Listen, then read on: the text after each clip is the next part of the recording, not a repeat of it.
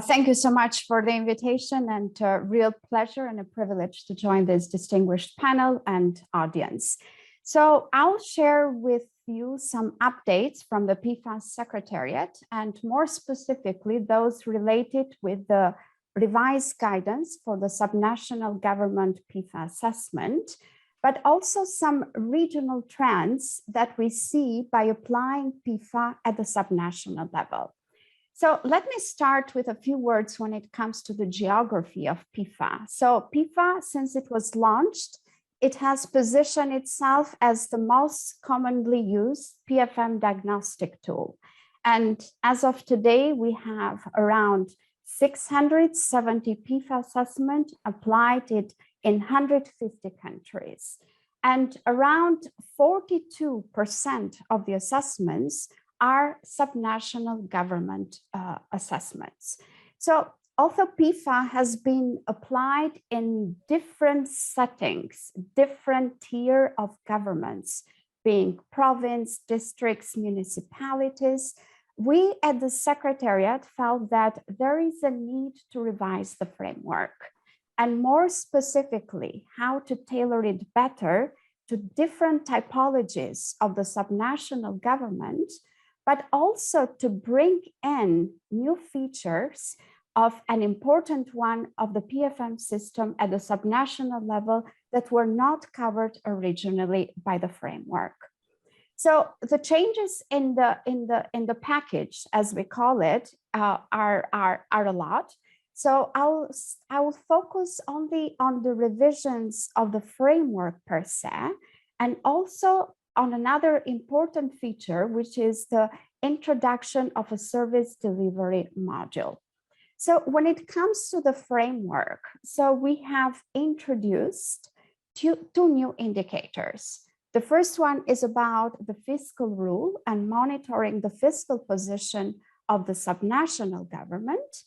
And the second one relates with the public consultation. I mean, we all agree that when it comes to the subnational government, having the public consultation as part and integral of the assessment is important.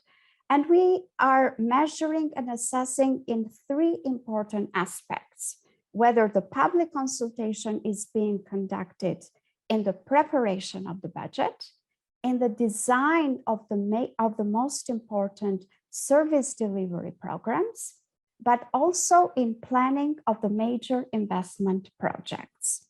We have also introduced two new dimensions. The first one relates with the predictability of the transfers. I mean, for all of us working at the subnational level, we all agree that to have an understanding and to know the predictability of the transfers from the central government to the subnational level is critical, as they rely significantly on those transfers. The second dimension is about the property tax register and value assessment, considering the importance of the property tax as own source of revenues for the subnational government. We have also made other changes to the framework. Around 20 dimensions have been simplified by simplifying the requirement, narrowing down the coverage of the assessment, with the objective, I mean, to make PFAS better tailored to the subnational reality. The next change that is quite a new feature is the service delivery module that has been introduced. So this is an optional module, and the main rationale behind that, I mean, there is a lot of discussion out there when it comes to the importance of the PFM and the impact on the service delivery, and the importance of the subnational government in terms of the public sector expenditure, but also with the devolution of the functions and responsibilities and the delivery of services to the subnational government. So in principle, what is this module? So taking advantage of conducting a PFA, being in the field, you ask a set of diagnostic questions around the PFA indicators. You analyze, you collect the information, you analyze, and you assess the extent to which the subnational government PFM performance impact the service delivery. It's important to highlight that we are not using the scoring system, the 4-point ordinal scale of the PFA framework, because considering diversity in terms of the institutional arrangements, but also the way the services are provided in different contexts, it is difficult to fit those practices and standards within a framework that is customized as it is the PFA. So the assessment will be a qualitative one, and it will be presented as an annex to the main PFA assessment report, but also draw conclusion and represent it in specific parts of the PFA assessment. Due to the time limitations, I won't get into the details of the service delivery model, but just for you to know that the revised package, along with the service delivery, is publicly available in the PFA Secretariat website. The second part of the presentation, I wanted to focus on some regional trend. So what we did is that we looked at the countries and the subnational government that have applied PFA 2016 framework, but also the reports are publicly available because we cannot share information and the scoring of the countries or the subnational that have not agreed to have the reports public. And I mean, I'm not a big fan, you know, in terms of having the scores, the averages, because when it comes to the PFA, I mean, the context and the narrative and the story that is in the report is the most important one. However, these averages have a merit in terms of providing some trends that we see. So as you can see, I mean, from the scoring, ECA region performs better than the other regions. And also you can see from the graph that subnational government, the central governments also perform better than the subnational one.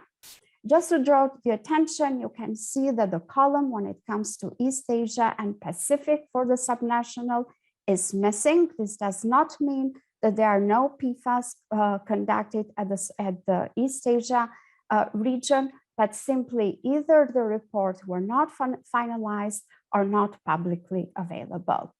So if we unpack this and we look at the performance by the PFM area, as per the 7 pillars of the PFA framework, you can see, I mean, that we have a kind of common regional trends for the subnational global, but also for the subnational Asia. When it comes to the budget reliability compared to the other pillars, so the scoring is quite low, meaning that there are issues related with the budget reliability in terms of the expenditure and revenues, the actual and what has been originally approved by the budget. The second one, in terms of the weaknesses, is related with the management of assets and liabilities. And where do we see most of the weaknesses? First, it is about the public investment management. And we see them throughout the PIM cycle. I mean, from the economic analysis, whether they are being conducted, whether the results of the economic analysis are published, and with the next step in terms of what happens with the selection and prioritization of those, how they are being conducted. Do we have clearly defined criteria? And then how they are reflected once they are selected, how they are reflected into the budget documentation. Do we have the medium-term perspective, the full cost basis reflected in the budget documentation? Another important aspect that it was touched and mentioned by both presenters on the country cases is about the management, it's about the non-financial assets. So we see that, I mean, at both national and subnational level, in terms of not having a comprehensive, first not having a register at all, and if they have a register, if it is comprehensive and accurate and includes information related with the age and the usage. The third pillar is about external scrutiny and audit. I won't get into the details of that. It's quite interesting when it comes to the transparency of public finances. Although we see that it's doing relatively well compared to the other areas, when you look at what we are measuring in terms of the transparency, the weakest point relates with the magnitude of revenues and expenditure that are not reported in the financial reports. First, what is the magnitude of revenues and expenditure of the extra budgetary units, but also, which are critically important, the extra budgetary activities of the budgetary units. And this is, I mean, a very hot topic, not only for the subnational, but also for the national assessment that we see. And another aspect in terms of the transparency relates with the documentation, key budget and fiscal documents, whether they are made publicly available or not to the citizens. So I'll stop here. I mean, definitely I can talk and get into the details of this graph for for more time. So let me stop here and happy to take your questions and comments. Thank you.